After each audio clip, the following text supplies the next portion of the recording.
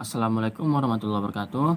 Halo, saya Alven Syahpulungan. Di sini saya akan menjelaskan tentang 4 tipe perilaku konsumen.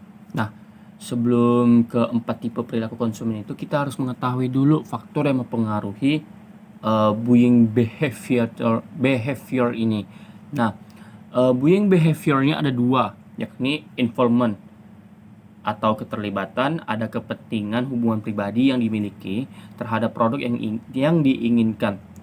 Ini bisa berarti yang relatif dengan pendapatan seberapa lama produk tersebut akan digunakan. Komitmen atau sejauh mana pembelian akan mempengaruhi citra diri itu sendiri. Nah, setelah faktor yang mempengaruhi buying behavior ini, lalu ada lagi nih perbedaan antar brand. Nah, perbedaan antara brand ini yang menjual produk di suatu industri yang mana juga akan mempengaruhi buying behavior. Nah, karena adanya perbedaan antar brand ini, nah itu tuh dikategorikan lagi nih menjadi 4 bagian. Nah, ini yang seperti yang kita ketahui bahwa yang pertama itu adalah complex buying behavior.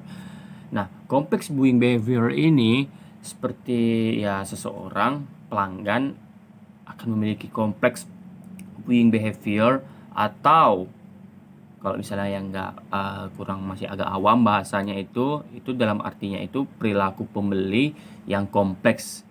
Nah, bila improvement tinggi dan perbedaan antara brand sangat jelas, produk-produk yang terlibat biasanya akan mahal, mewah, tidak sering dibeli, memiliki resiko, dan akan mempengaruhi citra diri karena sifat pembelian barang itu tersebut, karena sesuai harga gitu kan. Nah, pelanggan-pelanggan akan berpikir panjang, akan mencari banyak informasi sebelum pembelian. Nah, yang dimaksudkan ini complex buying behavior ini ya kita sebagai contoh aja, kalau barang ini termasuk barang yang diproduksi langka, yang memiliki nama, merek yang terkenal dan tidak semua orang punya. Dalam artinya limited edition, yang dimana kalau kita itu sebagai individu sendiri, kalau kita memiliki barang yang langka itu akan membentuk citra diri kita itu bahwa kalau kita ini termasuk orang yang beruntung yang memiliki barang yang langka tersebut. Nah, ya barang-barang langka tersebut tidak hanya semena-mena karena memang kebutuhan kita ya, karena sebenarnya itu barang itu dibeli karena keinginan, mau digunakan sebagaimanapun kalau keinginan kita tetap lebih besar daripada kebutuhan, maka ya misalnya barang-barang langka tersebut akan dibeli oleh pemburu-pemburu yang menyukai barang langka itu sendiri. Nah, itu untuk complex buying behavior itu sendiri. Nah, yang kedua yaitu adanya dissonance reducing buying behavior. Nah, untuk bagian yang kedua ini, bila mengalami hal tersebut, produk yang terlibat memiliki environment yang tinggi tetapi hanya ada sedikit atau tidak ada. Nah, perbedaan antara brand, contohnya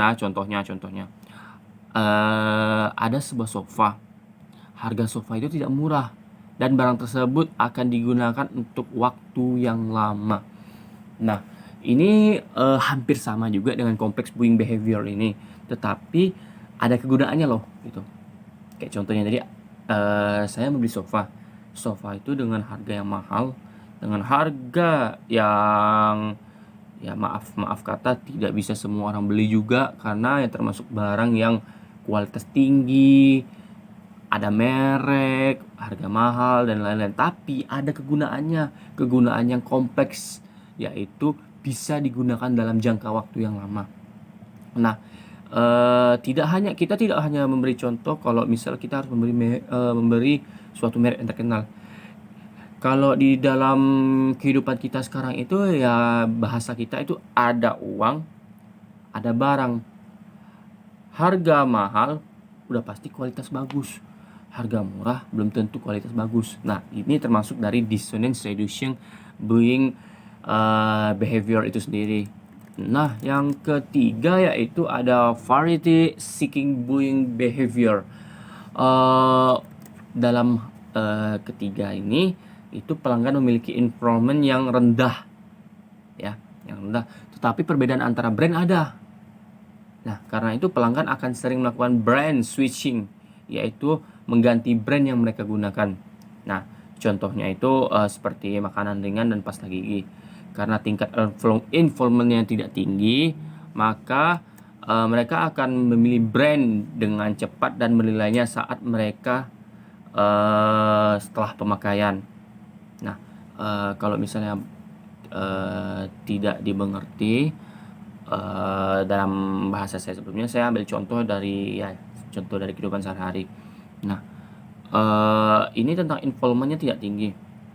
Nah, tetapi ini saya ambil dua contoh antara makanan ringan dan pasta gigi. Nah, karena kegunaannya sama dan tidak memiliki nilai jual yang tinggi terhadap kelangkaan segala macam. Nah, pasta gigi saya ambil Pepsodent.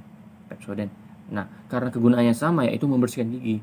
Ya, kalau misalnya brand tersebut kita beli di suatu toko tidak ada, kita pasti akan mengganti produk yang lain. Karena kenapa? Karena involvementnya ini tidak tinggi, tapi kegunaannya sama loh. Jadi Pepsodent untuk sidak gigi. Jadi untuk merek lain saya juga tidak mempermasalahkan itu, karena memang tujuannya itu memang membersihkan gigi gitu. Jadi untuk perbedaan merek itu tidak beda. Nah, termasuk makanan ringan ya. Kita tidak hanya ya makan, kita harus kayak mengeksplor gitu kan. Makanan yang tidak mungkin kita menyestak di suatu produk, di suatu merek.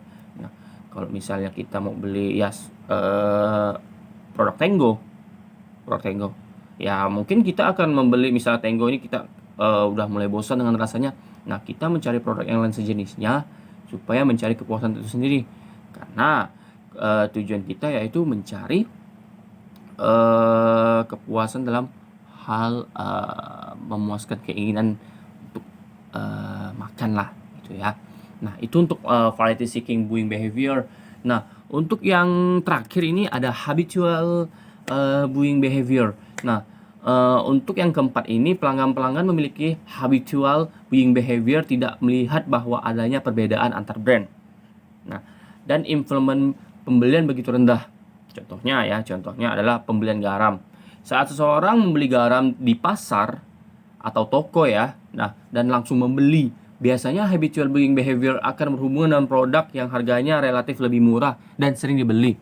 Nah, untuk yang terakhir ini sebenarnya ini lebih ke kita ya, ya, yang ibaratnya kita untuk ke toko itu atau ke pasar itu ya, kita sebagai contohnya ya, kita membeli suatu produk yang kegunaannya memang untuk itu ya. Jadi yang apa yang kita lihat, oh cuma ada garam ini, ya udah ambil, mau merek apapun ambil gitu. Kita tidak dan ini nih untuk yang terakhir ini, habitual buying behavior ini lebih ke kurangnya mengetahui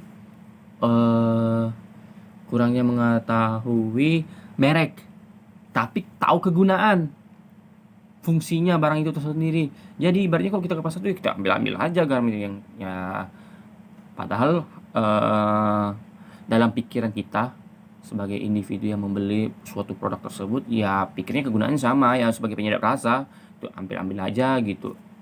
Nah, seperti itu untuk habitual buying behavior. Sekian dari saya.